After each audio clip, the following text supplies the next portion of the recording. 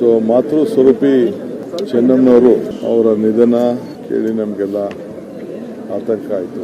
ಆರೋಗ್ಯ ಗಂಭೀರವಾಗಿದೆ ಅನ್ನೋದನ್ನ ನಾವೆಲ್ಲ ಮಾಹಿತಿಯನ್ನು ಕೇಳ್ತಾ ಇದ್ದೆವು. ನಮ್ಮ ಪೊಲೀಸರು ಕೂಡ ಚೆನ್ನಾಗಿದ್ದಾರೆ ಅಂತೇಳಿ ವರದಿಯನ್ನು ಕೊಡ್ತಾ ಇದ್ರು. ಅಪಾರ ದೈವ ಭಕ್ತೆ, ಇಡೀ ರಾಜ್ಯ ದೇಶದ ಒಂದು ದೊಡ್ಡ ಕುಟುಂಬಕ್ಕೆ ಹಗಲು ರಾತ್ರಿ ಎಲ್ಲ ಕಷ್ಟದಿಂದಲೇ ಸುಖದಿಂದಲೇ ಜೊತೆಯಲ್ಲಿ ಇದ್ಕೊಂಡು ಒಂದು ದೊಡ್ಡ ಸೇವೆಯನ್ನು ಮಾಡಿದಂಥ ಒಬ್ಬ ಧೀಮಂತ ಹೆಣ್ಮಗಳು.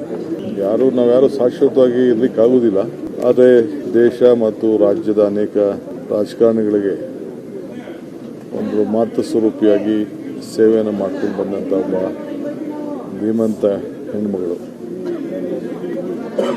ದೇವೇಗೌಡರು ಮತ್ತು ಅವರ ಎಲ್ಲ ಅವರ ಕುಟುಂಬದ ಯಶಸ್ಸಿಗೆ ಅನೇಕ ತ್ಯಾಗಗಳನ್ನು ಮಾಡಿದಂಥ ಒಬ್ಬ ಧೀಮಂತ ಹೆಣ್ಮಗಳನ್ನು ನಾವು ಇವತ್ತು ಕಳ್ಕೊಂಡಿದ್ದೇವೆ.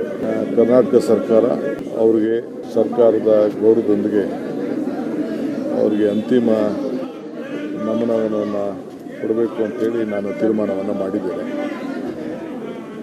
ನಾಳೆ ಕ್ಯಾಬಿನೆಟ್ ಕೂಡ ಕರೆದಿದ್ದೇನೆ, ಅಲ್ಲೂ ಕೂಡ ಅವರಿಗೆ ಸಂತಾಪ ಸೂಚನೆಯನ್ನು ಕೊಡುವಂಥ ಕೆಲಸವನ್ನು.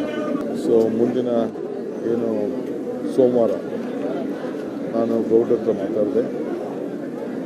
ಅವರು ನಾಳಿದ್ದು ಅಂತ್ಯಕ್ರಿಯೆಯನ್ನು ಇಟ್ಕೊಳ್ಳೋಣ ಅಂತೇಳಿ ತಿಳಿಸಿದ್ದಾರೆ. ಹಾಸನ ಜಿಲ್ಲೆಯಲ್ಲೇ ಅಲ್ಲೂ ಕೂಡ ನಾವೆಲ್ಲ ಕೆಲವು ಭಾಗವಹಿಸ್ತೇವೆ.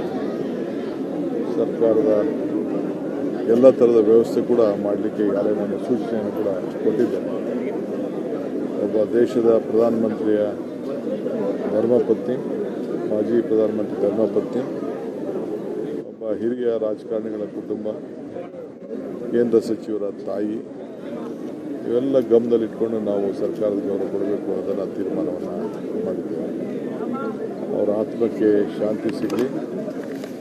ಇನ್ನು ಅನೇಕ ವಿಚಾರಗಳು ಮಾತಾಡೋದಿಗೂ ಕೂಡ ಬೇರೆ ಸಂದರ್ಭದಲ್ಲಿ ಅವರ ವಿಚಾರವನ್ನು, ಅವ್ರು ಮಾಡಿದಂಥ ತ್ಯಾಗ, ಮನೆಯಲ್ಲಿ ಎಲ್ಲರೂ ಕೂಡ ಒಟ್ಟಿಗೆ ತೆಗೆದುಕೊಂಡು ಹೋಗುವಂಥದ್ದು ಒಂದು ಹೆಣ್ಮಗಳು ಇಡೀ ನಮ್ಮ ರಾಜ್ಯದಲ್ಲೇ ಒಂದು ದೊಡ್ಡ ಎಲ್ಲ ಹೆಣ್ಣು ಮಕ್ಕಳಿಗೆ ಒಂದು ಮಾದರಿಯಾಗಿ ತ್ಯಾಗದ ಸ್ವರೂಪಿ ಅನ್ನೋದನ್ನು ನನಗೆ ಹೇಳಲಿಕ್ಕೆ ಭಾಳ ಈ ಚಿಕ್ಕ ವಯಸ್ಸಿಂದನೂ ಕೂಡ ಸುಮಾರು ದೇವೇಗೌಡರ ರಾಜಕಾರಣ ಸುಮಾರು 60-65-20 ವರ್ಷ ನಡೆದಿದೆ.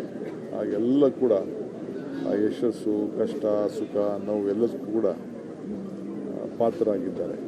ಇದು ಭಾಳ ವಿಶೇಷ. ಅವರ ಆತ್ಮಕ್ಕೆ ಶಾಂತಿ ಸಿಗಲಿ. ಅವರೆಲ್ಲ ಬಂಧುಗಳು, ಕುಟುಂಬದ ಎಲ್ಲ ಸದಸ್ಯರು ಕೂಡ ಅವರು ಕಳ್ಕೊಳ್ಳೋಂಥ ಶಕ್ತಿ ಸಿಗಲಿ ಅಂತೇಳಿ ಭಗವಂತನಲ್ಲಿ ನಾನು ಪ್ರಾರ್ಥನೆ ಮಾಡ್ತೀನಿ.